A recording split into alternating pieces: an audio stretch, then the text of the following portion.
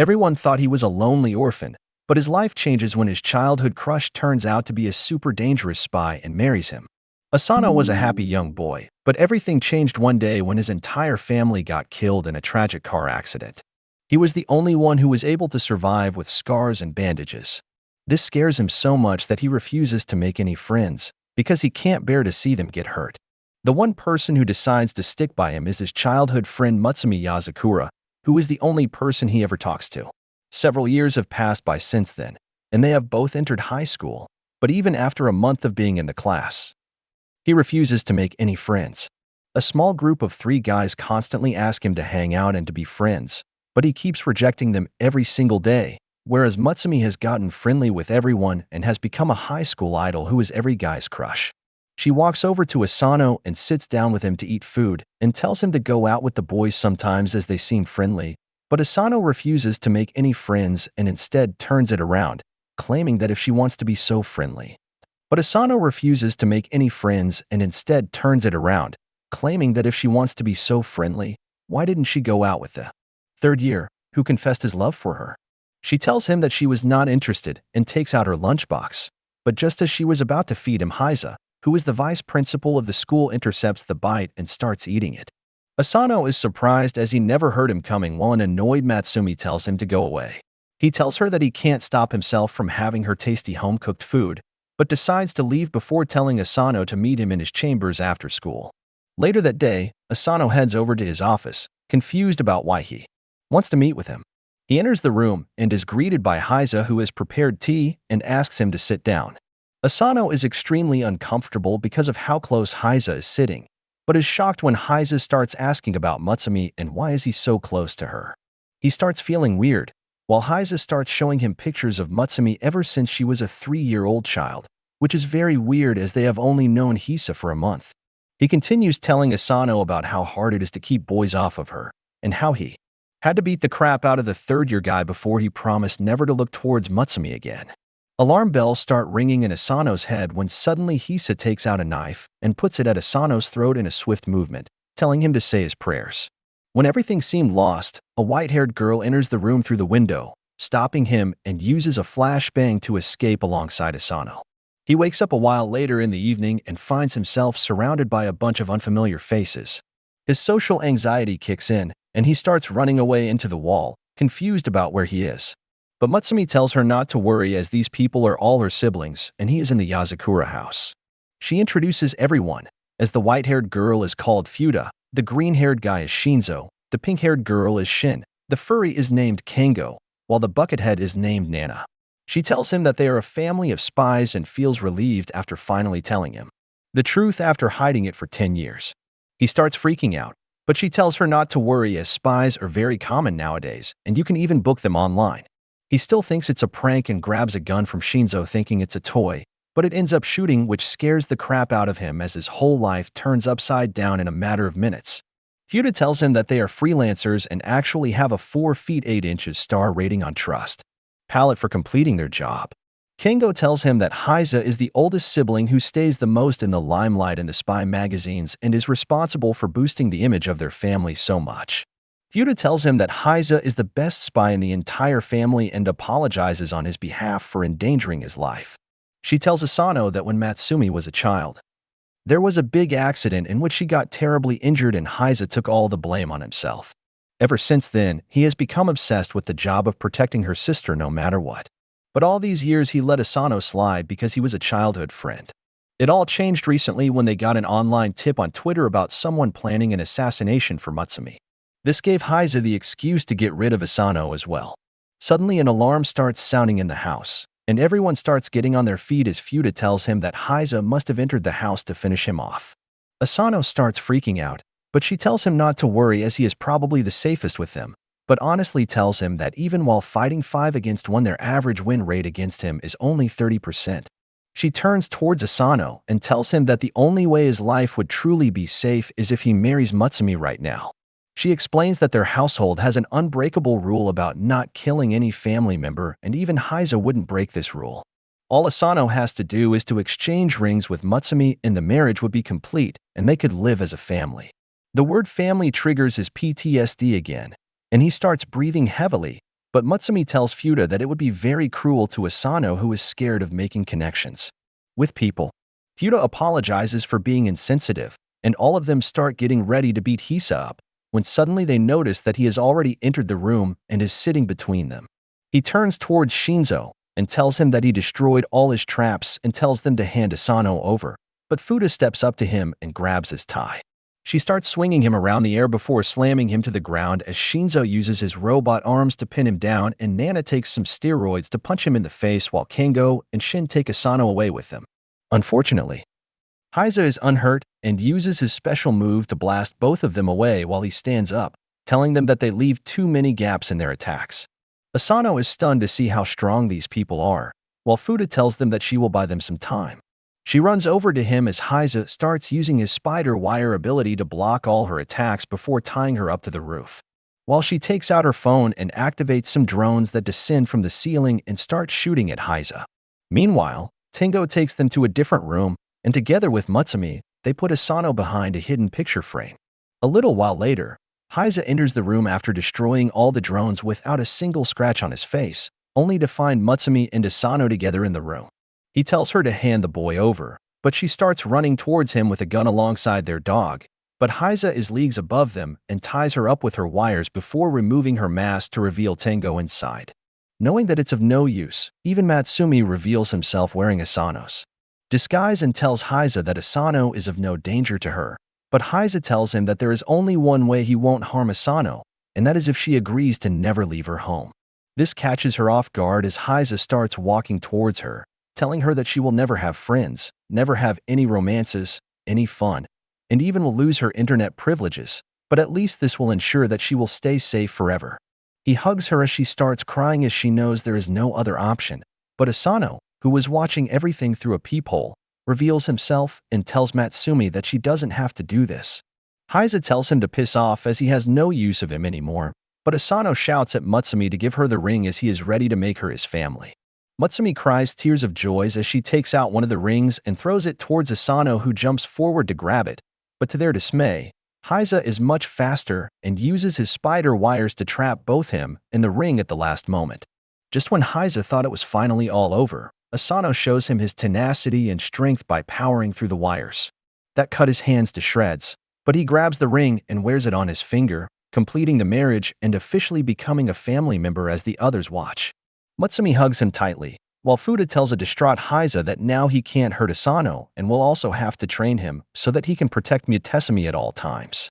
Later that night, Asano gets up to return, and even though Futa offered to drop him back home, he refuses and decides to head home together as he thinks Hayes needs more mental support right now.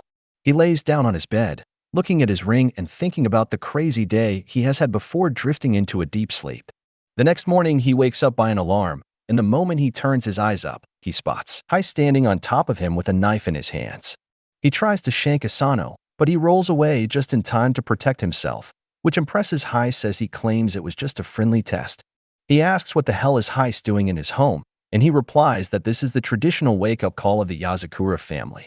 Asano rightfully thinks that Hei's was just trying to kill him, but Hei's claims that this is all part of his training because to be a spy, he needs to sleep while basically keeping his eyes opened. He then tells him to get ready for traditional Yazakura morning exercise and uses his wires to completely tie him up in the air. Meanwhile, Mutsumi was making lunch for the day and hears Asano's screams, so she rushes up to see what's happening, only to find him suspended mid-air, while Hei's forces his body parts to stretch. She shouts at her brother to let him down, but Hei simply looks at his watch and tells her that it's time they all left the house. He quickly grabs Mutsumi in their bags before jumping out the window as a bomb explodes inside Asano's house, blowing it to smithereens. Hei puts them down and explains that Asano's house was rigged with a bomb sometime last night. He promises to explain more about it, but tells him to get one thing in his brain, which is the main goal of the family is to protect Matsumi at all costs. He then tells them to get inside the car, while Matsumi helps him up. Inside the car, Hei talks with Shinzo, who found out that the bomb was rigged inside the kitchen, which means that the target of the assassination was Mutsumi. Asano is very confused, but Hei replies that information spreads very quickly in their lives, and the news about Mutsumi's marriage has spread like wildfire, and almost everyone knows about it. He is still confused and asks why would they target Mutsumi, And Hiai's replies that the answer to that is very simple. He claims that Mutsumi is the 10th head of the Yasakura family. Hiai's further elaborates about their family history, and over the years they always took part in espionage because their bloodline has a special power which gives the Yasakura family children superhuman abilities. According to him, in every generation, one of the Yasakura children are born without any superhuman abilities, and those have historically always been the head of the family. Heisa claims that even though the head doesn't have any supernatural powers, they are the only one who could give birth to children with superhuman abilities. This means that without the head, the Yasakura lineage and its superhuman people will simply go extinct, and that's why Mutsumi is the legitimate head of the family and the only person who can keep their bloodline alive. And gets a bit pissed off at the fact that such a loser ended up marrying her. Because their family is so old and famous, they have tons of enemies that want to eradicate the Yasakura family, and the best way to do it is to get rid of Matsumi. While he was saying this, a car approaches behind them, and some people load and shoot a rocket launcher at them, which the driver manages to dodge in time. Asano gets scared, while Hei seems completely chill, while their car gets shot at by multiple machine guns. He tells him not to worry as the car is bulletproof and tells the driver to go faster. The enemies give chase and take out a heavy-powered machine gun and start shooting at the limo. While Heisa calmly drinks his tea, Mutsumi tells him not to worry as their pet dog Goliath is the best driver around, which freaks him out even more, while the enemies shoot rockets at them. The sharp turns end up spilling Heisa's tea, which pisses him off. So he jumps on the roof and simply uses his wires to block all the bullets while the rocket guy shoots another RPG at him, which gets utterly destroyed by his wires. After styling on them, he throws his wires and cuts the pursuing vehicles to shred, making them explode, and comes back inside as if nothing happened. He tells him that he has married Mutsumi, which means it is now his responsibility as well to protect Mutsumi at any cost. He hands Asano a gun and tells him to kill anyone who he suspects and shows him the Twitter account of the person who rigged the bomb at his house. According to Heisa, he is one of the best bombers alive and is incredibly dangerous. But one flaw in him is that he is addicted to social media and basically exposes his plans himself. He tells Asano to take care of Matsumi for the entire day as he has to attend to another job and threatens to kill him if she even gets a scratch on her. During the P period, he ends up getting a notification on his phone as the bomber tweets that the second bomb has been set already. He looks around and spots a shadow moving through the corridors, so he immediately heads inside towards the infirmary where the nurse asks if he wants anything, so he simply moves away. Back inside the class, he watches Mutsumi during the lunch break as she talks to her friends when suddenly he gets the notification that the third bomb has been placed as well. He looks around defeated and realizes how hard Mutsumi's life is. While he was deep in thought, the three Gus walk up to him and offer him some chocolate, which to their surprise he readily takes and eats. This shocks them as they ask what happened to him, as he wouldn't even speak to them before. Asano totally forgot about his social anxiety, but it starts creeping back in, and he blacks out. He wakes up in the infirmary being overlooked by Mutsumi, who asks whether he is fine. He thinks about how nice she is, and asks whether she is sure he is the right person for him. He claims that even after being childhood friends, he never knew about her family, or the fact that she has to fight to survive each and every day. Hearing this, Matsumi gives him a karate chop to the head, telling him that he is wrong, and that he is the one who entered such a crazy family like his, and in truth, she always wanted to marry him. This relaxes him a bit when he suddenly spots a bomb placed on the ceiling of the room about to go off. The bomb explodes with a loud bang, destroying everything inside the room, but Asano manages to save Mutsumi by hiding beneath the couch. He realizes that the bomber is much smarter than they gave him credit for, and he was putting out updates on Twitter to distract Asano and making him focus only on Matsumi. He removes his coat, and sure enough, there is a small bomb attached to his shirt about to explode. He realizes that the bomber knew Asano would stay close by, so he used this to his advantage, and basically made a bomb out of Asano knowing that it would definitely hit Matsumi as well. Realizing he doesn't have much time, he decides to sacrifice himself to save Mutsumi and jumps out the window, accepting his death, but to his surprise, Hiei saves him at the last moment as he hangs by the wires. Hiei commends him for his actions and tells him that his job got over quickly, so he came to check on them. Asano looks at the bomb to realize that one of the wires got inside the bomb and stopped its timer, saving Asano from certain death. Hiei tells Asano that they are family now and family comes first. He promises that even though he hates Asano for marrying her dear sister, he would still give his life away to make sure Asano stays safe. He pulls Asano back inside, and while playing with the bomb, he tells them that their job isn't over yet. Just then, the other siblings also arrive in the room, and Shinzo delivers a handcuffed bomber on Hiai's feet. Hiai ties him up with his wire alongside the bomb and throws him out into the sky, where the bomber explodes in a fantastic show of fireworks, while the Yazakura family alongside Shinzo watch it from the couch. The next morning, Asano wakes up after having a nightmare in which he watches helplessly as Mutsumi gets kidnapped. After waking up, he feels a little groggy and ends up stepping onto the tail of the doggy, who gives him a nice love bite on the arm. He comes down and is immediately patched up by Mutsumi, who apologizes for the actions of the dogs and starts playing with it very cutely. This reminds him of how sad his dream was and to make sure it never becomes the reality. He goes up to Fuda and begs her to train him so that he can become stronger. He claims that he wants to be able to protect Matsumi from every danger, as even last time he was barely able to save her by luck and would have died if not for Hiai's. She tells him that he is naive if he thinks that he can become strong so quickly, and shows him her strength, while explaining that she started training in all the different forms of martial arts when she was just 3 years old, and went on her first deadly mission at 6 years old. This means that even for someone with Yazakura genes, it took 3 years to master the martial arts, but it would be much longer for a normal person. She tells him that he is naive if he thinks that he can become stronger just on the basis of his emotions, but is willing to give him a chance.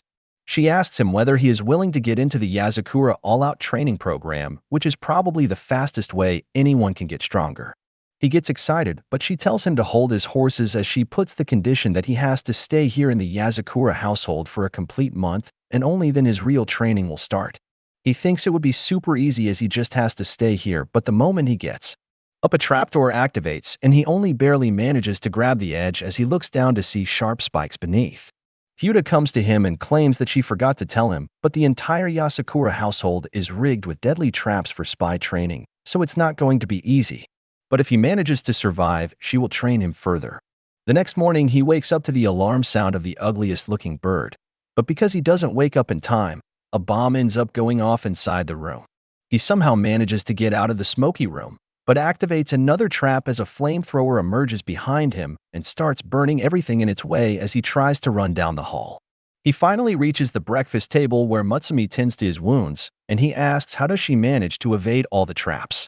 She replies that the traps don't activate for her, which surprises him. But Shin explains that the traps are controlled by a computer, and once a person is able to dodge and disable all the traps, they get accepted as a house member by the computer and get the privilege to activate or deactivate the traps. She further tells him that normally a person can probably clear all the traps in 2 years, which is a very long time, but before Asano could argue, he starts feeling a pain in his stomach. Fuda looks at him and explains that all the food in this house is laced with a small amount of poison to build the tolerance against it, which won't kill them, but will definitely give them diarrhea. He immediately gets up and runs to the bathroom, only to see that it is completely locked and won't open unless and until he picks the locks and cracks all the codes. From that day on, Asano's hellish daily routine begins, and while everyone else in the family is able to shut the bird down before it could explode, Asano ends up falling victim to it once again. The fridge is covered with lasers, so people need to be careful. But it isn't a problem for Shin, who uses her drones to get what she needs, or Fuda, who uses her superhuman speed to get her drinks. But Asano ends up triggering the trap, which reveals a bunch of machine guns that shoot immediately. To turn the TV on, he needs to use a gun and shoot the power button on the remote.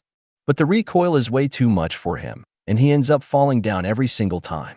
At the lunch table, he still is unable to get used to the poison or crack the codes to the washroom, even with Mutsumi's moral support, and when he tries to take a bath, the shower is meant to teach him how to survive Russian interrogation, which he hates. The next day, he goes to school and looks like a total corpse, barely answering any questions.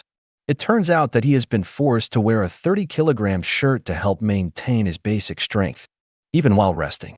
After another tiring day, he tries to head back to his bedroom but spots Matsumi, who has slept while working on the desk.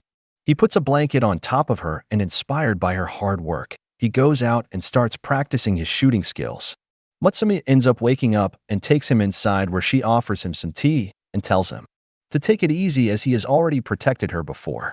She reminds him that once when she got in high school, there were a bunch of bullies who were jealous of her popularity, so they tried to take her into the shed and cut her hair off. But he appeared at the last moment and took the scissors out of their hands.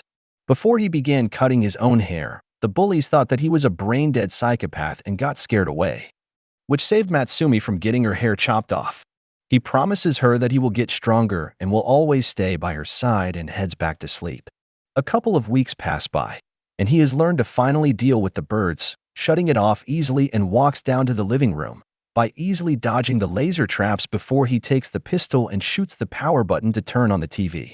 Shinzo commends him for his skills, but Asano replies that he still can't change channels. Just then, Shin arrives inside the room and hands Shinzo the progress report of Asano ever since he came here.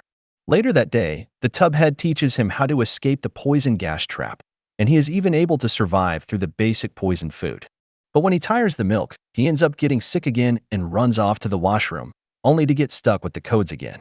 Suddenly, they realize that something is wrong and find him barely conscious on the floor. Fuda immediately takes him to the infirmary where they check him out, and it turns out that he got a fever because of exhaustion. She then notices something and tears off his skin, only to reveal that he was wearing a fake bodysuit, while actually he is completely battered and bruised from the training. He didn't want Matsumu to worry, that's why he asked the furry to make him a bodysuit while getting healed by the Buckethead. She tells him that his results were extraordinary and they couldn't have been achieved without training yourself to death. She tells him to chill out and hands him a book about coding. She tells him that he needs to be on bed rest till he has completely read the book, and only then he is allowed to take part in the training again. A week passes by and finally he is able to crack the locks of the washroom, making everyone celebrate as he has finally passed the Yazakura house member test and now is accepted by the computer. To his horror, Shinzo takes out a 100-kilogram shirt, claiming that they can increase the intensity now. While Shin turns the difficulty of the traps from normal to hard, he realizes that his adventures are just getting started as he has a long way to go before he can protect himself and Matsumi from every danger.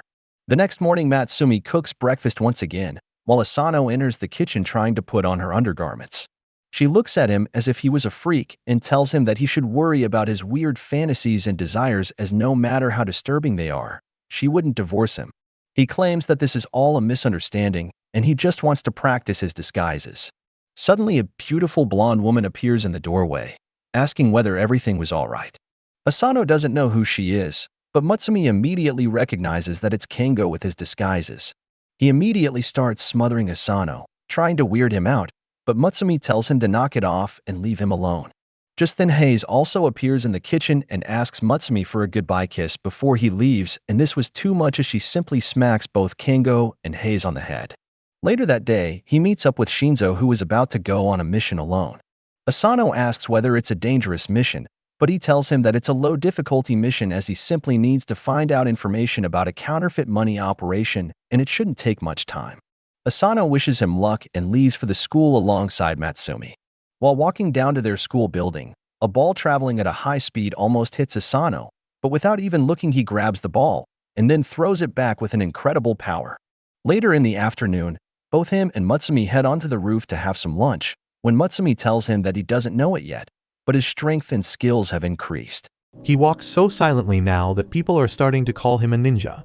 After that, she asks whether he is free after school today, as she needs some help with her work. Asano obviously agrees and heads back home, where she sits down on her desk and starts stamping a horde of paperwork while telling Asano what to do, as he brings more and more documents, which she analyzes at a super high speed, and also finds errors and other problems in them. She makes Asano her paw and tells him to send emails to some of the investors to increase their stocks, while telling Asano to ignore the forged divorce papers that Hayes has created to try and break their marriage. While shuffling through the files, she notices that one of the reports by Kengo seems to be incomplete, and because he has done this several times before, she gets pissed and takes Asano into Kengo's room. The room is completely filled with his clothes to the brim where they can't even see anything. Matsumi tells him to come out, and he magically appears on top of his clothes mound, while Matsumi tells him to complete his report and submit it immediately. Kengo doesn't take her seriously and simply starts eating his sushi, while telling Matsumi to stop acting like a grandmother. This pisses her off, and she grabs her handcuffs to lay down some Yazakura-style punishment. Kengo realizes that he is in danger and jumps out of the mound to escape the room. Thanks to his training, Asano has become faster, and blocks his way immediately. But Kengo is smarter and forces him to drop his guard by becoming Mutsumi. He then runs past him outside, while an angry Mutsumi activates the hibernation mode of the house to completely bar it from the outside world as giant walls are erupted all around the house. She tells Asano that there is no way of escaping this house once this mode is activated. Meanwhile, Shinzo crawls through the air vents as he spots the giant operation being run by a millionaire who has already put 60% of his counterfeit currency in circulation. He travels through the ducts and realizes that these people are working with a highly intelligent person who designed all these safety measures.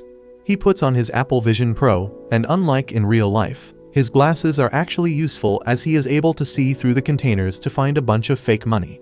He drops down the hatch to find a secret case, which he is able to hack, and gets the framed picture of a note, which might be very important. Before he could do anything though, an alarm is sounded and he starts running away.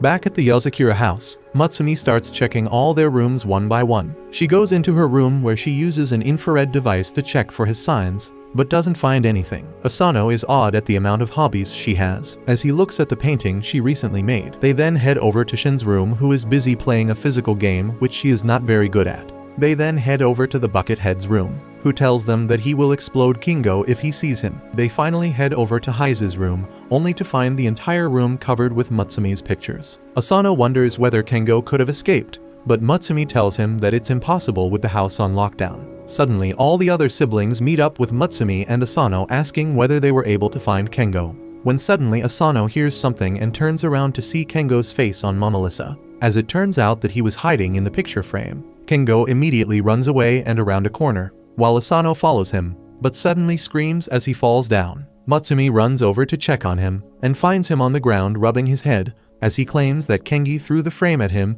and ran inside the cavity in the wall. Mutsumi shouts loudly, claiming that he must have found a way out of the lockdown made, and angrily makes her way back to Kengo's room, claiming that she will remove the lockdown soon. As soon as Asano enters the room though, she immediately handcuffs him and claims that she is not as stupid and knows that Kengo is impersonating Asano right now. She claims that there is no way to escape the lockdown, so Kengo must have switched places with Asano and hid him, in the hopes that Mutsumi will release the lockdown, after which he could run away. Kengo accepts his defeat and removes the mask, and together they start looking for the paperwork she needed. Later that day, Asano eats the curry made by Mutsumi, which is very tasty, so he asks for the secret ingredient, and Mutsumi replies that it's cyanide. Asano immediately starts feeling sick, and excuses himself to pick up a call. He picks the phone only to find Shinzo on the other end, screaming at Mutsumi for help. They get on a video call and Shinzo cries that he ended up getting in a gunfight, but he didn't expect so many guys, and now all his bullets are over and he has no weapons. She tells Asano that Shinzo is an extremely good spy, but he only depends on his weapons, and if he doesn't have a weapon, he becomes a super big wimp. She asks whether Asano can take his weapons to him, and he immediately agrees. He dresses up and carries a small bag as he enters the highly secure building and starts walking through the corridors. Unfortunately, he is not fast enough and gets caught by a guard who puts a gun to his head. He remembers his training and pushes the gun back before grabbing the arm in a lock as he pummels his face with his elbow. Hearing this, a bunch of other guards arrive at the scene. He slams one in the face with his knee, but gets caught by the other guard. The third guard tries to stab him, but his clothing protects him, as he punches him away before breaking the last guy's nuts to secure a victory. To his surprise, another guard arrives, so he quickly grabs his gun which Shinzo gave him, and uses it to shoot a massive electric bolt at him, which incapacitates him immediately. He finally finds Shinzo, who immediately holds on to him for dear life, and thanks him for the guns which he keeps rubbing against his face. Suddenly some more guards enter the room, but Shinzo's personality changes as he gets up and shoots all the guards within a split second before giving Asano the framed note. He exits the room and deals with all the goons with extreme ease as he shoots all of them down, before throwing a grenade at the last group and shooting it mid-air. He then takes Asano as they start exiting the building, but Asano ends up getting shot in the leg by a sniper. He falls to the ground as he starts bleeding out, while the sniper tells Shinzo to drop his weapons. Shinzo follows the commands to make sure Asano survives and drops the gun. But Asano remembers that Shinzo can turn anything into a weapon, if it has a good grip, so he throws a fork at him, which he grabs and shoots it at the sniper's barrel, causing it to misfire. This gives him enough time to grab his gun and shoot the adversary, saving Asano's life. By the time night falls, Shinzo starts walking back while carrying Asano on his back as he thanks him for saving his life. Asano thanks him back, saying that he would have been dead if it wasn't for Shinzo saving his life from immediate death. Meanwhile, a hobo enters another facility and beats every single guard there with a hammer, asking them for the location of their leader, but they all refuse to give away the location, so he bludgeons them to death as he takes out the picture of his next target, which turns out to be Asano. Several days have passed by since the freaky shootout incident at the factory with Shinzo. Asano's leg has healed quite a bit, and the new spy family member Asano walks down a street by the side of a lonely road. It is dark already, but he has a bright look on his face while talking to Mitsumi on his cell phone. She is telling him the backstory about a special Ferris wheel in their city. Legend has it that a long time ago, a couple had gotten into a horrible argument with each other which quickly turned into the biggest fight they had ever had. But after going on the Ferris wheel, they forgot all about their argument and fell in love again. Ever since then, it has been called the matchmaking Ferris wheel. Asano giggles at the silliness of the story, and she continues to tell him that she would also like to spend a day with him there on their next day off, riding the Ferris wheel, since the rumor is that any couple that watches the sunset together from it will be happy together for a long time. He blushes a little as she continues talking, but her voice trails away into the background as he sees a white sedan pull up next to him on the side of the road. He watches intently as a man emerges from it. He is dressed shabbily in gray clothing and his hair covers most of his face. But Asano stands there and stares as the mysterious but scary-looking man turns around slowly and makes eye contact with him. Mutsumi notices that he isn't replying to her anymore, so she calls his name. But in a serious voice, he tells her he needs to hang up now and keeps the phone away. The man from the car walks in his direction and uses Asano's name to confirm his identity. Asano is a little freaked out by this stranger, knowing his name, and continues observing him as the man puts his hand in his coat and slowly pulls out a police ID card. He introduces himself as Hoto and says that he is a police officer from the Koizumi precinct. Without any further explanation, he asks Asano if he would mind coming with him to the police station for an interrogation. Without much choice to refuse, Asano complies with him and goes to the police station, where he is taken into a dark interrogation room with only one small light bulb providing light. Without wasting any time, Hoto pulls out a laptop and shows him a photo that was found on the dark web. It showed Asano from the fights that happened a couple of days ago. Seeing the photo, he is shaken to the core and his face goes completely pale as he realizes the photo is available for anyone on the internet to see. The Yuzakura siblings had assured him that they are very careful in covering up all the secret activities and missions that they engage in. So how had his photo reached the dark web? Hoto continues showing him more images which clearly show Asano using illegal firearms, breaking in and entering private, being involved in the car chase on public roads where Mitsumi's pet was driving the car, as well as being present when the ceiling bomb was detonated at his school. Asano thinks to himself that he wasn't actually behind half of these incidents, but he keeps his mouth shut when Hoto questions him and accuses him of all the crimes. Hoto goes on to tell him that he has had enough experience to know that a teenager cannot be solely responsible for such mega activities. So it is surprising that there is no photo or video evidence of any of his co-conspirators. He believes that Asano is working with a secret organization who partake in these activities on the down low. The police officer promises him that if he gives the valuable information, they will reduce the extent of his punishments for helping the police. He keeps forcing him to give up any secrets he knows and expose the people who he is working with. But Asano knows that snitches get stitches. He thinks of the Yuzakura siblings, and with a fierce look in his eyes, he declares that he does not know anything at all. Hoto tells him to calm down and think it over carefully. He then pours him a glass of water, and without even trying to hide it, he opens a packet and adds a white powder-like substance to the glass. Asano watches him, and Hoto tries to cover up his actions by saying that it is just added minerals and nothing sus at all. However, the boy immediately identifies it as a truth serum and refuses to drink it. What Hoto lacks in being discreet, he makes up for in simple force.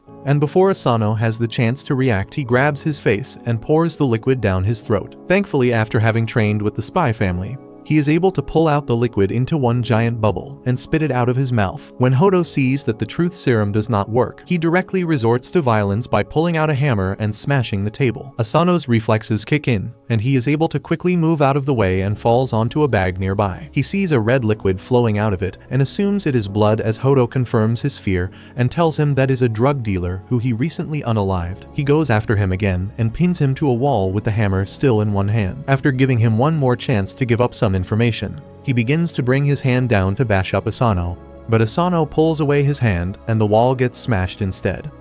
To his surprise, he sees Hiza slyly smiling at them. It turns out that Hodo was an old friend of his who helps to cover up the Yasakura activities. He was set up to test the loyalness and resistance of Asano. As it turns out, he had passed the test with flying colors and impressed the usually emotionless Hodo. The next day at school, Hiza, who is also the vice principal, takes up a class. Asano is beyond exhausted and is doing his best to keep his eyes open, but with the quietness of the class. He is tempted to give in and take a short nap. Just seconds after he closes his eyes, he sees a chalk moving at sonic speed fly right next to his head and penetrate the wall behind. He is wide awake again and using more code. Hiza tells him that he needs to train to fight off the sleep because if he doesn't, he will send more chalks flying his way. Mitsumi tries to fight her big brother and stop him from overworking Asano, but Asano agrees to train his brain to require less or no sleep. Using the duster, Hiza releases a thick smoke that puts the rest of the class to sleep, but Mitsumi is saved by her gas mask. Asano falls asleep, but even in this state his trained body is able to react instantly and block off any chalk sent his way. With his training going so well, Asano is sent on his first mission to an amusement park to find a couple who are allegedly carrying guns with them. He is tasked with discreetly uncovering them and taking away their weapons. As he sits at the park, Mitsumi appears and tells him that she will be joining him for the mission. He is thrilled to have her there and hopes that he can have a good day with her so she will see him as a good husband. They see three suspicious couples and one by one follow them on the various roller coasters and games. Asano keeps noticing a lovey-dovey couple dressed in matching clothes who keep doing romantic things for each other. He tries to take inspiration from them and picks up a rose to give Mitsumi. The first two couples turn out to be harmless, so they stalk the final couple dressed in suits in the restaurant. Mitsumi gets up to buy them drinks and Asano notices the man pulling out a box from his coat. He pulls out his own gun to get ready for a fight, but it turns out the man was simply about to propose and it was just a ring in the box. Asano is about to be relieved, but just then he hears loud fighting happening between the lovey-dovey couple. They are throwing insults at each other and the boy walks away from the table. However, in a shocking turn of events, the girl pulls out a gun and aims it at the boy. He pulls and Uno reverse and takes out a gun to aim at her. The restaurant descends into panic and people begin rushing out the door, which Mitsumi also gets trapped in. The psychotic couple opens fire at each other, sending bullets all over the place. Asano ducks under a table to protect a boy there. He draws his gun and swiftly disarms the psycho couple with just 2 of his bullets.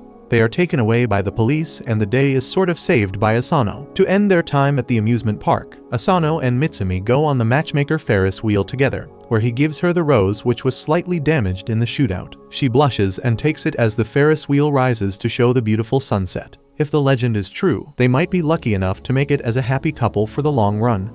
A couple days pass by, and it turns out that some person has been trying to hack into the household files about all the members of the family for the past 4 days, and Shin has been trying to repel the cyber attack without sleeping for even a little bit. After a while, she is finally able to trap the hacker into a reverse hacking procedure. But the hacker uses the age-old trusted method of pulling the cord out to protect herself. Shin thinks that she has finally defeated the hacker. But it turns out that the hacker seems to have gotten most of the files about Asano anyways. Shin finally takes a break and goes out of her room only to find Asano and Mitsumi getting ready for school. She tells them about how some hacker was trying again and again to get Asano's files, but she thinks that she was able to save it and has updated the system. Asano doesn't like the sound of it, as he thinks that trouble might be coming his way, but doesn't think much about it. Later they move out of the house on their way to school, when suddenly Asano senses something wrong and pushes Mitsumi behind her, just in time to dodge some very sharp needles that hit the ground. He spots a slender figure behind the pole, and decides to make a run for it alongside Mitsumi. He tries to run through random alleyways, but can't seem to shake the attacker off, which forces him to face her. He gets ready with his stun gun as he looks down the alleyway, but the attack comes from above, which he is somehow able to block and pushes the girl away. The attacker seems to be excited at the fact that Asano is so powerful, and tells him that she loves him and wants to kill him. Mutsumi suddenly realizes who she is, and tells Asano that this spy's name is Kiri, who carries a bunch of needles around with her, and is known as the Manhunter. According to her, this woman stalks the men she ends up getting infatuated with and follows them after finally killing them with her needles. This seems to annoy the girl, who tells Mutsumi to never call her something vulgar like a manhunter ever again, or she will stab her in the eye. The girl seems to be swooning over Asano, as she claims that she saw him for the first time on a video in dark web, and ever since that day she has been completely smitten by him. She tells him that he is pretty famous in the underworld right now, as she pulls out a poster with the picture of Asano claiming that he has a $100,000 bounty on his head right now. She claims that this worries her, as she suddenly throws some needles in the air, and a guy falls from above with a gun in his hand. She claims that a lot of people are after Asano right now to claim the bounty, but she isn't after the money and only wants to kill him for love. She tells him that she knows everything about him, like he never walks through a garden even in a mission, always tries to repair any damages, and even pays for the ticket before riding it when on a mission.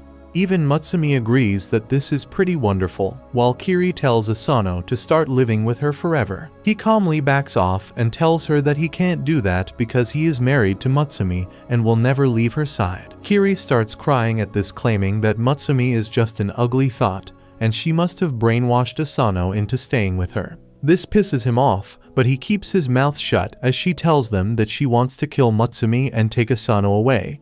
But Hise has told her not to touch even the hair on her head. This confuses them, as Mutsumi asks whether Hise knows about all this. Kiri claims that no one can target anyone in the Yasukura family without the knowledge of Hise, so she took permissions from him to kill Asano, and he didn't mind at all. In fact, he even gave her the security codes to his file, which is why she was successfully able to hack through all the data. She then swirls around and showers them with needles, but they all land around them as she shows how capable she is with her weapons before telling Asano that she will see him soon, as she jumps over the body of the attacker and walks away. Later in the class, the teacher announces the arrival of a new transfer student that turns out to be none other than Kiri. She gives a very warm greeting, and the guys already start simping for her. The teacher asks her to sit beside Asano, which scares him, and just as she was running over to the seat, she intentionally falls over and shoots a needle at him, which barely misses him as he uses a notebook to block the hit. Ever since then, his days became a game of trying to dodge the needles and make sure he stays alive. Kiri covers his entire seat with poisonous needles, puts a needle in her pencil. This all becomes a habit to him, and while eating lunch with Mutsumi, he dodges all of them without even looking. Even after all this, the entire cat and mouse game starts getting to both of them as they get tired of all this. Kiri cries on the desk as Asano blocks another one of her attacks, so out of frustration, she throws a lot of her needles in the air that get stuck in all the classmates, knocking them out. She tells him that this technique allows her to control anyone, and she commands the entire class to subdue Asano. He doesn't want to hurt random innocent people and ends up getting captured while Kiri gets ready to finish the job.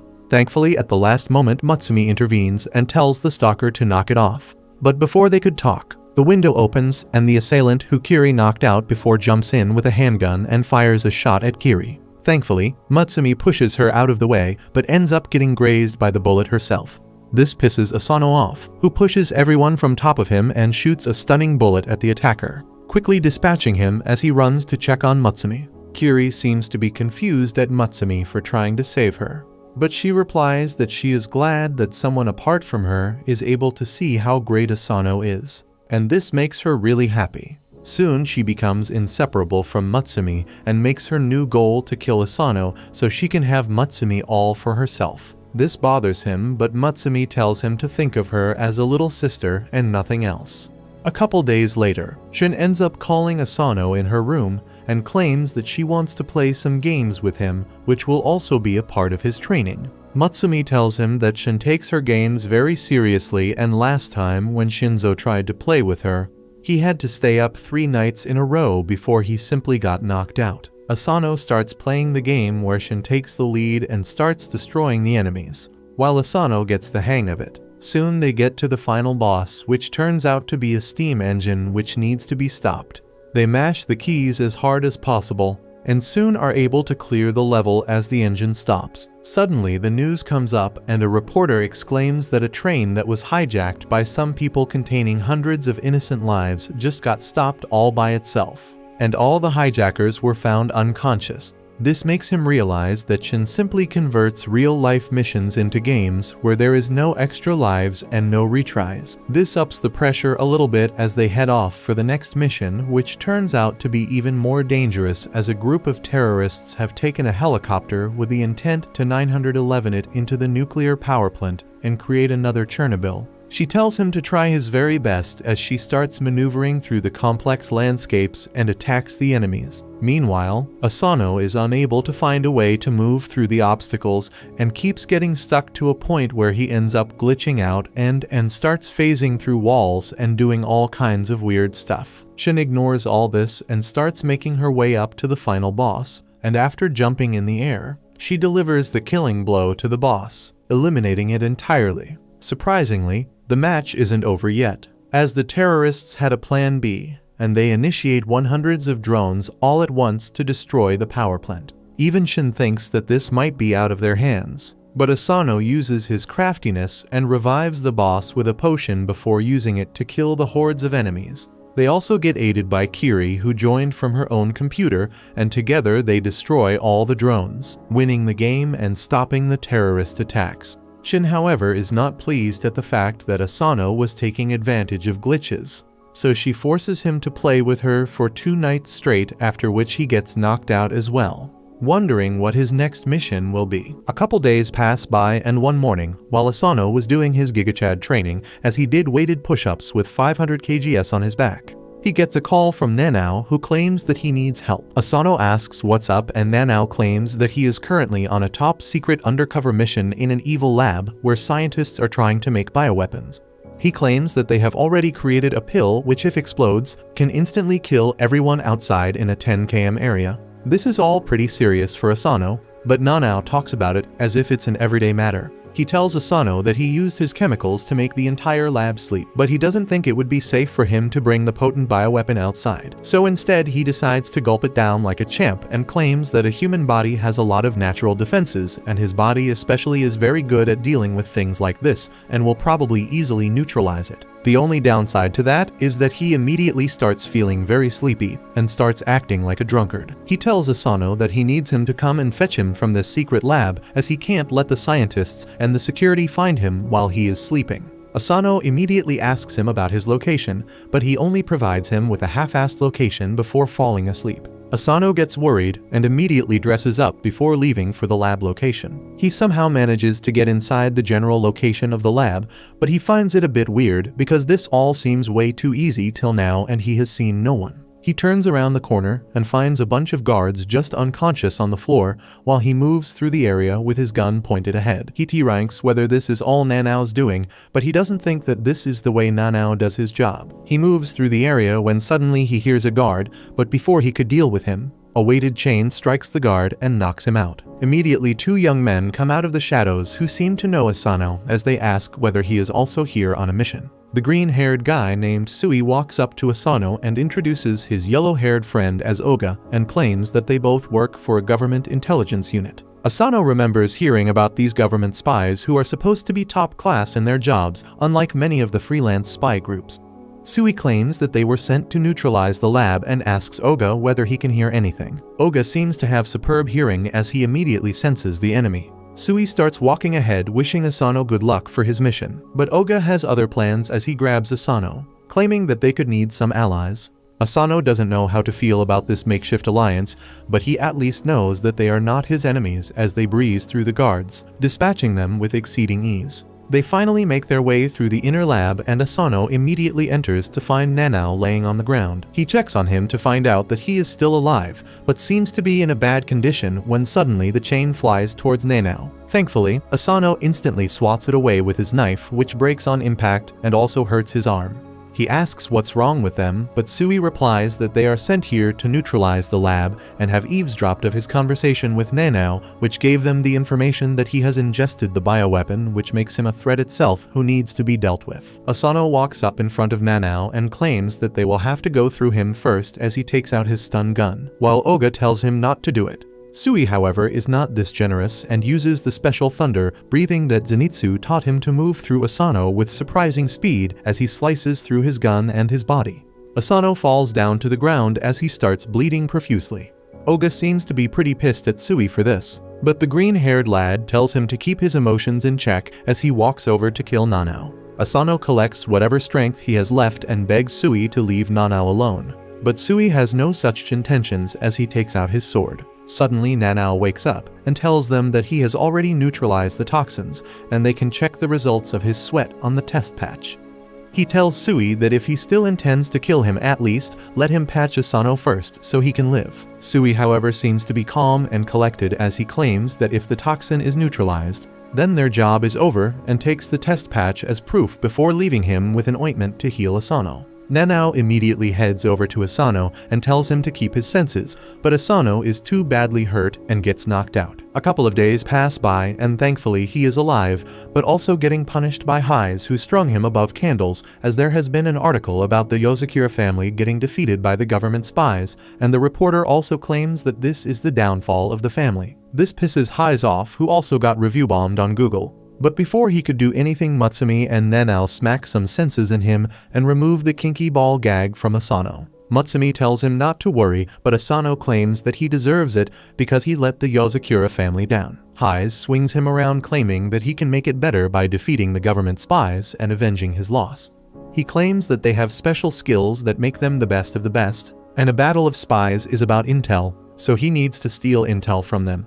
The next day, Asano starts tailing Sui, who uses his sword to shred a delinquent's clothes before he walks near Asano and asks what he wants. Asano is shocked to find his cover blown so easily and honestly replies that he is here to learn from him. Sui claims that he doesn't really care and Asano can do whatever he wants. Immediately after, Sui leaves and starts walking at extremely high speeds, forcing Asano to run behind him. Asano tries to catch up to him by jumping through the crowd, but Sui simply uses his sword to unclothe him, after which he gets caught by the police for public exposure. The next day he tries to follow him again while on a train, but Sui does the same once again, forcing him away. The third day he hangs atop a building while Sui and Oga have their lunch, and after they are done, Sui again unclothes him before they walk away. The next day Asano is able to tail them till the evening when they are fighting with some ruffians. Asano also helps by getting rid of them, which impresses Oga. But Sui again tries to unclothe him, only this time, Asano manages to dodge it a little bit and manages to save his dignity by making sure his pants were still there. Oga laughs at this, which pisses Sui off, and he loots both of them of their dignity right there. That evening, Nanao heads down into the kitchen, only to find Highs chopping some crispy water. Nanao asks whether he has seen Asano, and Highs replies that he found him on the front door, as usual, without any clothes. Nanao asks whether he put Asano back in his bed, but Highs replies that he thought Asano would serve better as a chopping board. Nanao punches him away and puts Asano back on the table, where Asano apologizes for being so weak. Nanao tells him that he is a very cool person because he always does things in his own unpredictable way. This suddenly makes him realize something about Sui, and he goes on to tail him another day. This time he manages to do so for a full day, and by the time night comes, Sui attends to his last task of cleaning a gravestone and commends Asano for being the first person to tail him for a full day. To give him the proper respect for that, Sui claims that he will treat Asano as an equal and finish him off. He takes his sword out and attacks Asano once again like so many times before. But this time Asano manages to grab his hand into a lock before throwing him up in the sky. He realized after getting slashed up so many times that no matter what, the first attack that Sui delivers is always towards the center of the body, which is a predictable habit. Sui manages to fall back on his feet easily, while Asano stands there as he still got slashed a little bit and starts bleeding. Sui commends him and tells Oga, who was trying to hide, that he can come out and treat Asano. Oga immediately patches Asano up as he finally gets over the hurdle in his way with the name of Sui. Soon everyone forgot about his defeat against Sui, but the spy newspaper picked up on his naked sightings and called him a pervert, which is a new problem that he doesn't know how to deal with. even though Mutsumi promises to love him even if he is a pervert. Couple days pass by when one morning Mutsumi asks Asano whether he could help her with an errand, and he obviously agrees. They start walking through a seemingly popular park as Asano wonders what errand might it be that requires him to carry so much stuff on his back as if he was a pack mule. She tells him not to worry and keep walking when they arrive near a bench where the familiar green-haired face was waiting for them. Sui gives them a curt greeting while Mutsumi asks how he has been. Asano can't get his head around what's happening and asks what all this is about. Mutsumi claims that they have some work with Sui and that's why she came here. But Asano still doesn't understand and asks whether she knows him. Mutsumi smiles and tells him not to worry about Sui as he is just a friend, which makes Asano worried as his ex said the same, but Mutsumi claims that you meet a lot of people when you are in the spy business, so it's okay. They all start walking as both Sui and Mutsumi talk, while Asano walks behind them like their servant. Soon they all enter a cafe-like establishment, which confuses Asano as he thought they were going on an important work outing, but he follows them regardless. Inside, the cafe looks like any other high-priced Starbucks knockoff, and like a white girl's with too much money. Sui starts ordering a coffee whose name I can barely pronounce. Asano is just as horrified while Mutsumi gets moist because of his coffee ordering skills. Soon the barista pushes a bunch of different buttons on the device in front of him when suddenly a trapdoor appears beneath them and they all start falling through it. Asano is left alone with the huge luggage to free fall while Sui Princess carries Mutsumi as they start talking with each other. Sui welcomes them to the government spy building while Asano tells her to keep his hands off his bride. Mutsumi tells him not to worry as he is just a friend, which makes him realize that Mutsumi belongs to the street. Sui produces a cup of tea from his ass, and they both start drinking while he tells Asano to keep his eyes peeled forward as this might get dangerous. Suddenly, an arrow whizzes past his forehead, which is followed by a bunch of more arrows and darts, some spikes and even high-powered lasers. Sui claims that this is designed to be a prevention measure against infiltrators as well as basic training. Sui calmly and elegantly wards off all the arrow and darts with his sword, while Asano tries to jump and dodge anything he possibly can. Soon Sui elegantly lands on his feet with Mutsumi, while Asano falls face forward on the ground. Sui immediately tells him that he should move away as a huge metal ball almost falls on top of him. But at the last moment a woman intervenes and punches the ball into a million different pieces as Asano watches her in awe and disbelief as she asks whether someone as weak as Asano can actually protect Mutsumi. They all sit down and it turns out that the entire bag that he was carrying was filled with sweets as they wanted to have a tea party here. The woman eats an entire cake while Sui takes small bites. But Asano is still not completely normalized as he watches them, unable to understand what's happening. Mutsumi finally explains that the woman is named Rin, and she is the classmate of Hai's, but they never liked each other and were always at odds. The one thing that they both seem to share, however, is their love for Mutsumi as she starts coddling her before moving over to Asano, claiming that she wanted her married to a strong man who could protect her without fail. She tells him that Sui explained their encounter and called him a turd face, but Sui corrects that he called Asano a dirtbag who is extremely weak for a spy. Mutsumi, however, comes for his defense and tells Rin that even if he might not be as experienced, his soul and will is just as strong as Hai's. Before they could do anything else, though, the walls start shaking and break from one side entirely, and from the fallen debris and dust, Hai's walks with his suit, angry at them for stealing Mutsumi away without his permission. Rin steps up and starts walking towards him, as she tells him to come later as they are having a tea party, but Hai's has heard enough and tries to slash her with his wires. Fortunately for Rin, she is strong enough that a single punch of hers completely demolishes his wires, but they are both hell-bent on fighting each other. They get ready and the fight starts as they start trying to attack, block and counterattack all at the same time with such quickness that Asano could barely see their hands moving. Just by the intensity of the fight, the entire facility starts breaking down and a red alert is alarmed for the employees to immediately evacuate the area. Mutsumi tells Asano that it happens every single time, which shocks Asano, while Sui tells them to stay back as he will try to break their fight off. He jumps in with surprising quickness with his sword drawn, but he is no match against these monsters who immediately use their abilities to swat them away as they continue their fight. Suddenly, Mutsumi jumps ahead and stands in between them, forcing them to stop. But it is too late as both Hai's and Rin realize that they can't stop their attacks at this point, which will hit Mutsumi. Thankfully, Asano comes in clutch and shoves her head down at the very last moment, getting hit in the face by both the punches himself that knock him down into Mutsumi's arms.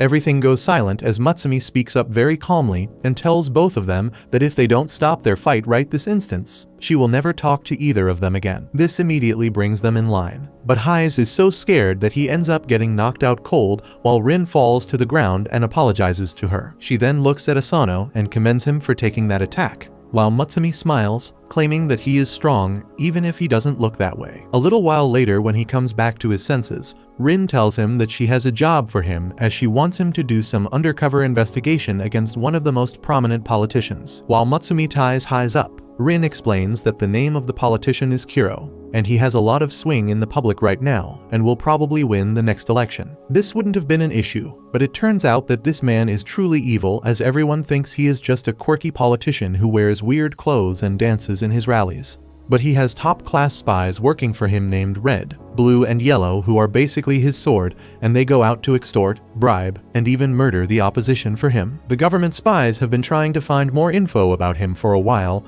but all they found was a very small bomb which was probably bought from outside the country in order to assassinate the opposition leaders. They figured out who was the seller of the bomb, but when they interrogate him, he simply provided the video of his anonymous buyer. Asano watches the video in surprise as it's clearly the politician, but Rin tells him that it's not enough evidence to incarcerate him. He asks why is he being chosen, and she replies that they have been spying on him for a while, and he now has his guard against the government spies, but he might not be expecting an outside spy who recently joined one of the freelancing families. She tells him that they will need to change his looks a little bit, and immediately Sui chops his hairs off while Mutsumi colors it black and makes him wear a secretary uniform. He looks at himself, horrified to find himself as a crossdresser who catfishes people. Rin tells him that Kuro has recently posted an advertisement for a secretary with the same features and he will definitely hire him. The plan works, and at the very next public appearance, he introduces Asano in front of everyone as his new personal secretary. They all keep dancing as loud music plays behind when suddenly a bunch of protesters move on stage and start shouting that Kuro is nothing but a tyrant, and if left unchecked,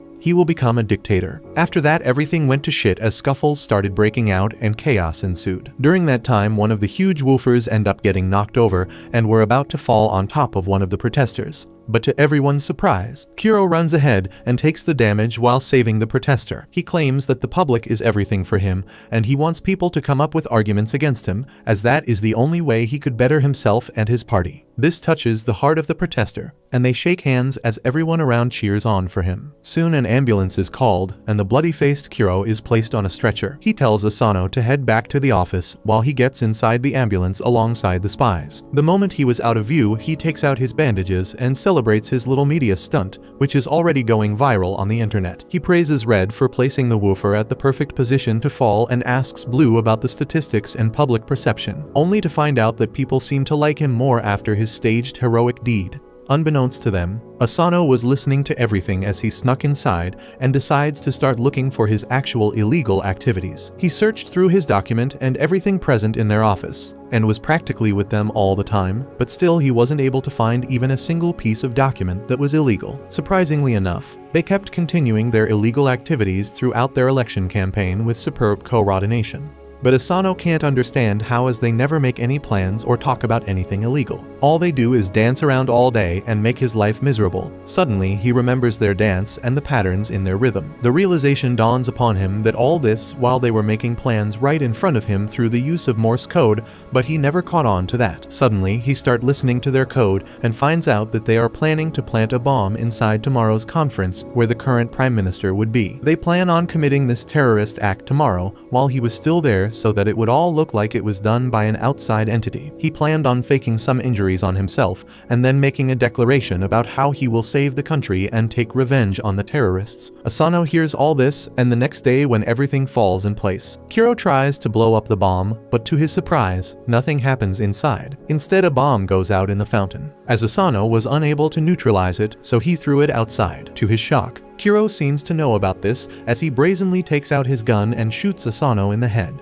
claiming that he has another bomb. He activates the other bomb to kill the witnesses, but it turns out to be filled with cotton candy, which catches him off guard. As Asano gets up as well since Kiro's gun was changed and it only had paintballs in it, he takes out another gun alongside his spies, but Sui enters the fray and chops off their guns, which scares the spies who run away, leaving Kiro alone. He grabs another gun, but Sui simply unclothes him and hands him over to Asano to transport him to their facility. While in the van, Kiro starts telling Asano that he knows each and every detail of his life, before claiming that his family didn't die in an accidental car crash. This catches him off guard as Kiro continues that the accident was orchestrated and in fact it was the work of some men because of which he lost his family. Asano loses high mind for a moment as he points his gun at the politician and tells him to divulge all the information while Kiro laughs. Knowing that his plan worked, Asano again asks him how does he know about his family, and Kiro refuses to answer that question. However, he gives him a piece of advice, saying that the world is littered with hidden truths. Suddenly, Asano gets a call from Sui, who tells him that they have an emergency. The Deputy Prime Minister has been abducted, and his condition is being live-streamed from an unknown location. The Deputy Prime Minister at the meeting turned out to be a fake, and Sui believes that Kiro planned all that in advance. He wants Asano to interrogate the politician and get him to cough out the location of the Deputy Prime Minister. Kiro hears all that, and he says that the timing is quite convenient because he was also planning on going to the kidnapping site. Suddenly, his restraints come undone, and Asano can just stare at him while he drops his earring. The earring turns out to be a bomb that blows away the whole van with it. Meanwhile, in the Yozakura mansion, Nanao is experimenting on a new chemical, but he messes up and creates a huge explosion. Matsumi comes rushing to his room with a gas mask on and asks if he is fine. Nanao apologizes for damaging the room, but Matsumi remarks that he is in worse shape because his muscles are growing out of proportion all over his body. After that, Nanao resumes working and tells Matsumi that he is worried that Asano might come home terribly injured, which is why he is trying to create a very effective healing potion.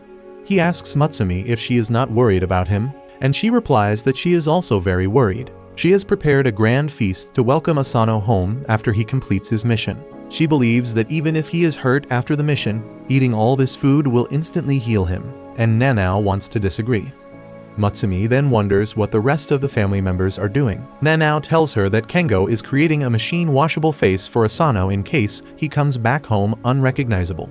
Shin is taking out the computers of their haters so that they won't cause a commotion in case something happens to Asano. Shinzo is really worried about Asano too, which is why he cannot come out of the garbage can. Hais and Fuda are just sitting still while having tea. Fuda believes that there is no need to worry because Asano can get things done when he has to.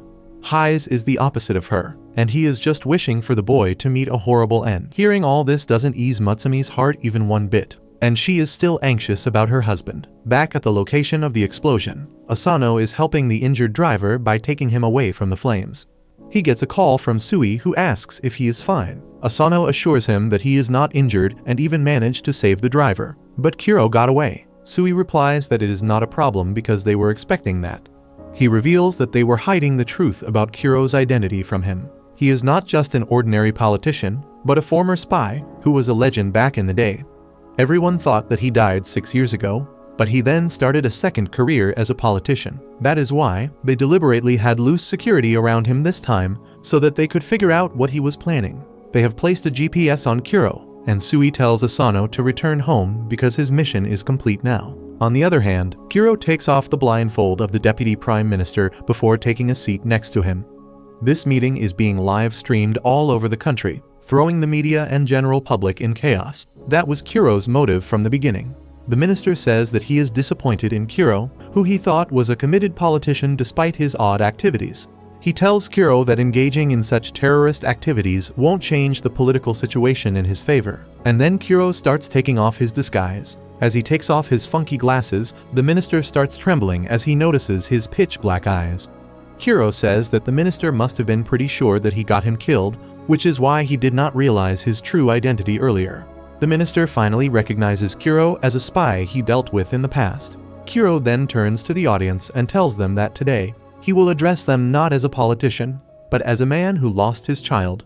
He says that he took revenge on numerous politicians involved in his downfall behind the scenes. However, the Deputy Prime Minister was the biggest culprit, so he wants to deliver justice to him in front of the entire world. Kiro points his gun at him, asking if he will tell the world the truth and end his political career, or will he refuse to answer and die. The minister scoffs, saying that it is a stupid idea to ask politicians to speak the truth, and Kuro decides to end his life. However, the stream gets cut off abruptly as Asano arrived there on time and shot down the recording device. Kuro is pleased to see the young spy here, but Asano tells him to let the minister go. Kuro refuses, knowing that Asano can't shoot him because then the minister will also be caught in the fire.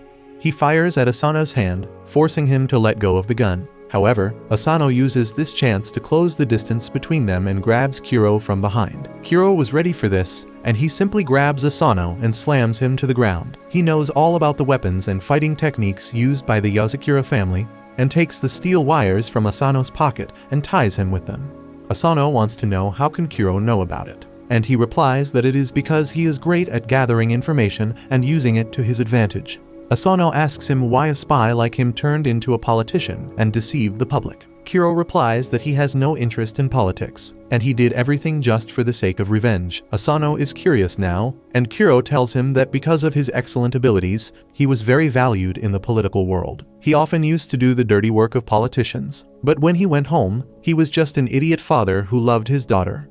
He put on the funky wig and glasses to entertain his daughter on her birthday, and she just laughed at him trying to act like that. She told him that if he wanted to surprise her, he should have not sent the gift in advance. Kuro didn't know what she was talking about, and the girl pointed at a box in the corner that suddenly exploded, taking their entire house with it. Kuro lost his daughter because of the explosion, and he could only cry for her. He realized that his masters had decided to dispose of him now that he had done everything for them. In that moment, he swore to get revenge on them and let them feel the same pain he had felt. That is why he faked his own death and became a politician to get revenge. Kuro claims that once he became a politician, it was quite easy to use his achievements and reel in his targets close and kill them. Kuro points his gun at the minister, saying that he is the last one left now. Asano suddenly lunges towards him, but Kuro's 3 spy guards come there out of nowhere and stop him. Kuro tells Asano that he can't win against them by himself. He adds that since Asano is also someone who has lost his dear family, he does not want to hurt him. Instead, he proposes to tell him everything he knows about his family's death if he steps back now. Asano is tempted, but he tells Kuro that he wants to know about his family, but not if it means someone else has to die. Just then, Sui arrives there, and before anyone can even realize it, he has cut a huge hole in the floor. The 3 lackeys and Sui fall through the hole, and he asks Asano to deal with Kuro and rescue the minister. Asano attacks Kuro, who easily blocks his knife that has poison inside it. He knows about it and stabs Asano with the knife, causing his muscles to go lax, and he cannot fight back. Kuro hits him away, and Asano lies on the floor bleeding. He tries getting up again, but Kuro tells him that it is of no use. On the other hand, the 3 spies ask Sui if he really thinks that he can defeat them. They show their special abilities. Red specializes in using fire, blue in using high-pressure water that can cut through anything, and yellow in electricity that can fry any computer and any brain. They act like Power Rangers, saying that together they are unbeatable. Sui is impressed by their confidence, and he decides to reveal his trick to them too. He tells them how his trick allows him to move really fast and silently, which is greatly helpful in battle. The 3 spy brothers combine their powers and send a giant elemental ball towards Sui, who uses a special Demon Slayer type move to slash through it in one go. He even defeats the 3 brothers in the same move, and then decides to back up Asano. However, he suddenly feels a presence behind him and swings his sword at it instinctively. There is nothing there, but Sui is sure that someone very powerful was there just a moment ago. Back on top, Asano gets up somehow, and Kuro talks to him about how the pain of losing one's family never truly goes away. He tells the boy that he cannot change anything about his life or his current situation. Asano admits that he is right, but then he remembers one day when he went to pay respect to his parents' grave. Matsumi was praying by his side, and that gave him a lot of strength. With that in mind, Asano charges towards Kuro, who is confident that he knows about all the techniques or weapons he can use. However, just as Asano reaches him, he uses the silent stepping technique of Sui and appears behind Kuro before he can even realize it. Kuro wonders how Asano knows about it. It turns out that Hise had already warned Asano about the dangers of fighting a pro, because they would always know everything about him. However, that feeling of having all the knowledge can be efficiently used against the pros, because then they lose their ability to deal with the unexpected. He had told Asano that he doesn't even need a perfect or refined technique to take a pro by surprise, because anything that surprises surprises the opponent will work. Asano reaches behind Kuro and grabs his arm, cracking open the antidote to the poison hidden in his teeth. Kuro tries stabbing him with a knife again, but he blocks the attack with the hard synthetic skin on his arms. Kuro loses the knife and pulls out his gun, but Asano is already too close to him to let him take a shot. He pushes his hand back and then jams the gun with a slime.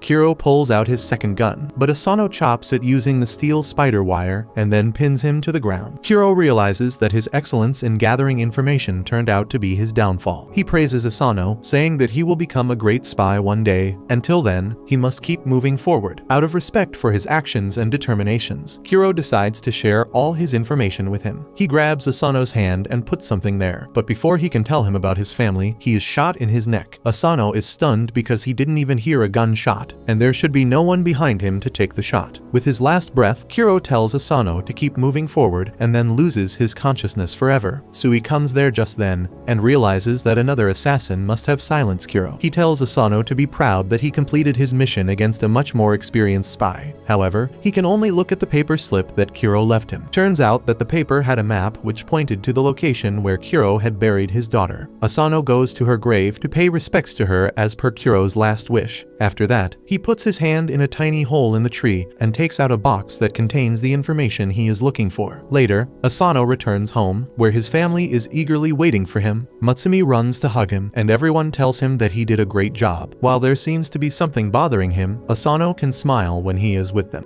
A couple days later, Rin calls both Asano and Matsumi to her headquarters, where they all sit down as Rin congratulates Asano on completing his mission successfully, and tells him that today they are going to celebrate by having hot pot. Everyone sits around the table, while Rin puts an ungodly amount of rice in Asano's bowl, before claiming that she will get everything ready for the hot pot. Asano asks Sui what is she talking about, and Sui claims that every time she arranges for a hot pot, she goes all out and captures and hunts all the animals with her own bare hands before bringing them here to eat. She walks towards a huge cluster of dead monstrous animals, bigger than herself, as she thinks which meat should she use first. Sui walks up to her and tells her that he will chop it up to size for her, so she allows him to do so. He calmly walks up before taking his sword out, and with single elegant slash of his sword, he cuts every single animal to size, perfectly ready for the hot pot. The amazing smell of food covers the entire room, as Asano grabs a bow and starts taking out some soup alongside meat and veggies and hands it over to Matsumi like a total gentleman. Matsumi really likes it and thanks him from the bottom of her heart as she takes the bowl. But before she could even take a bite, Hai stuffs Asano's mouth with a bunch of veggies, choking him out as he lays on the ground, while he tells him never to try and portion out food for his sister again, as that honor goes to him and him alone. He quickly gets a bowl of food and tells Matsumi that he only put her favorite stuff in, but Rin shows this sister-loving freak his place by pushing his head into the bowl, telling him to piss off and stop acting like a jealous in-law. This pisses Hai's off, and immediately a food fight breaks out as both of them start throwing food at each other, while the others move out of way as quickly as possible. Toga seems to be really hungry and can't watch all this food going to waste, so he tries to get a bowl full of food before it all spills over, but gets a fish cake to his face which knocks him out in Asano's arms. While this is happening, Sui is being his cool self, as he simply dodges all the veggies and grabs all the meat pieces flying all over the place and starts eating them. He tells Asano that dodging something that isn't aimed at them is extremely easy, as he grabs some bowl and uses his special walking technique to fill both the bowls up with food, which he hands over to Matsumi. She gives one bowl to an impressed Asano and keeps the other for herself, while Sui tells him to be careful with his walking technique as it takes a toll on their bones and can permanently damage them. Before he can even react, a piece of hot meat slams in his face and he starts screaming, while Sui simply picks and chooses what he wants to eat and grabs it from the air. After a while, they all have finally eaten their fill as both Oga and Rin sleep on the floor, while Sui quickly cleans everything up. Meanwhile, Asano is sitting behind a shelf, looking at the small cube, wondering whether he will actually find the truth behind the death of his family inside of this, as Kuro claimed. Suddenly, he is surprised by Matsumi, who sits down beside him and asks whether the cube contains information about his family, and he claims that it does. She asks why does he look so stressed, and he replies that even though his body immediately sprang into action to try and save the Prime Minister against Kuro, There was a split second where he was thinking that if he found the culprit who killed his family, he would probably do the same and make it his life goal to eliminate that person. This makes him equal to Kuro. Then by what right can he condemn him? He is scared that uncovering this secret might change him. But without saying anything, Mutsumi kisses him on the cheek, surprising him as he looks at her and asks what was that for. She smiles and claims that she just wanted to comfort him a bit when she realizes that the cube ended up opening and a marble falls out of it. Asano grabs the marble and wonders what the hell is it. When Hise comes out and claims that the marble is a special device which contains optical information. But when he looks at him, Asano realizes that Hise must have seen Mutsumi kissing him as blood is pouring out of his eyes as he gets ready to evaporate Asano. But thankfully Rin grabs him from behind and tells Asano to run away quickly. Later that day, both him and Mutsumi return back to their house, and Asano starts feeling extremely tired and his body feels heavy. Suddenly he realizes that someone is literally sitting on his head, and it turns out to be none other than the assassin Ayaka. She stands there in her maid outfit, as Asano asks what the hell is she doing here. She claims that Mutsumi asked her to stay here, and Mutsumi agrees, claiming that from now on, she will be staying here as a live-in maid, and will be taking care of day-to-day tasks. Ayaka immediately starts dancing around Asano, claiming that she knows everything that has happened till now and also claims that she knows about the optical drive that he got. Asano asks how the hell does she know that? But she claims that she is a spy and knows everything before grabbing it out of his pocket. Asano tries to take it back, but Shin enters the room with her sleepy eyes and grabs the marble from Ayaka's hand as she studies it and claims that not only is it extremely old, but it is also a bit damaged. She tells him that it will take quite a lot of time to get the data out of it, while Mutsumi calls Ayaka over to teach her how to make some good tea. Asano asks whether it is advisable for them to have a literal spy assassin in their house. But Ayaka claims that it is perfect right now as Asano's bounty has gone up by quite a lot because of his last mission, and he is becoming very well known in the underworld. Because of that, there will be a lot more assassination attempts, and he needs to be ready for that. To make sure that he trains, she will be trying to assassinate him on a daily basis while he tries to evade her attacks. She throws a bunch of forks at him, while Asano thinks about what kind of life is he going to live from now on. Later that evening, he is so tired by the training that he is unable to move as he lays down on the table, while Mutsumi offers to make him some tea. He thanks her but claims that he wants to take a bath first. He enters inside the bathroom for a refreshing shower when, to his surprise, Ayaka emerges from the bathroom, scaring him and starts clicking his pictures, claiming that it is important for a spy to be vigilant, especially when they are vulnerable. She keeps clicking pictures and then grabs a bottle and starts squirting an acidic solution that burns the walls. Asano keeps dodging them as he tries to move away when, to their surprise, the house defense system activates and shocks the living daylights out of Ayaka in the bathtub. This was not anticipated as she tells him not to come near, otherwise he will get shocked as well.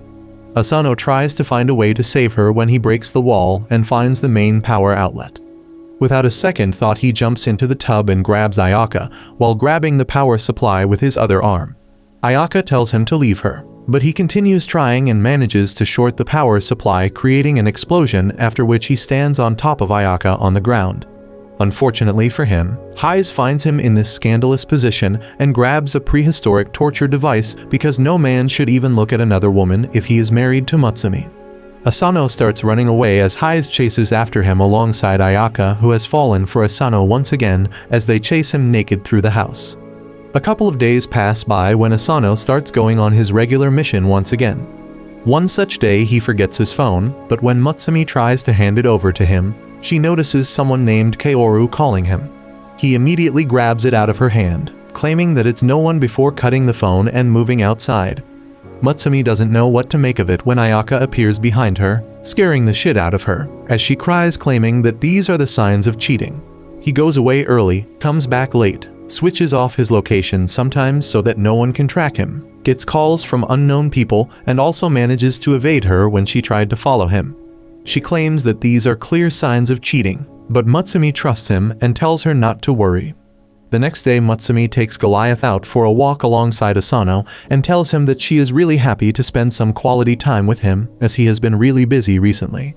Asano smiles at this before he starts asking questions about what breed is Goliath. Mutsumi claims that he is not a normal dog as he has been around for hundreds of years in the Yozakura family and was even a guard dog to her great-great-grandmother.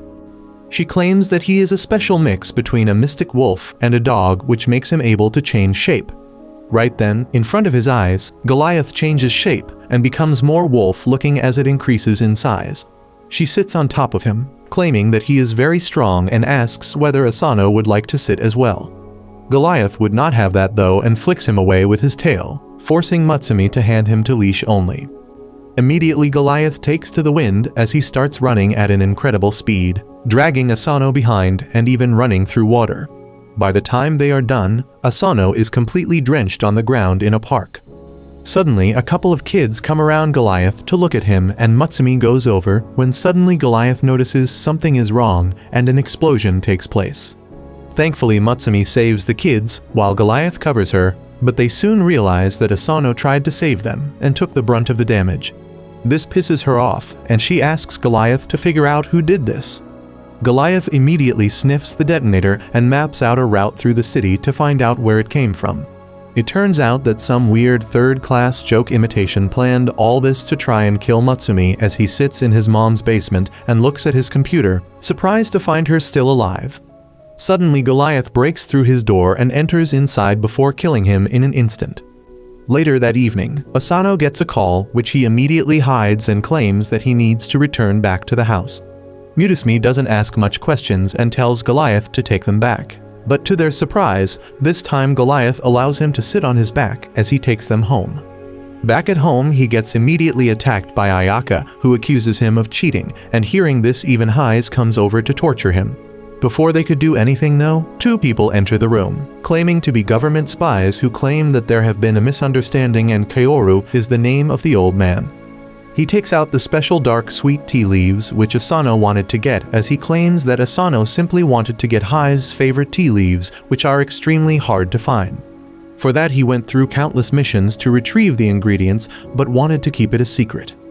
Hise can't believe that a guy who he antagonized so much would do something like this for him, as he almost chokes himself out of shame. Later that evening, they all sit down and have some amazing tea as they discuss about the future plans for the Yozakura family.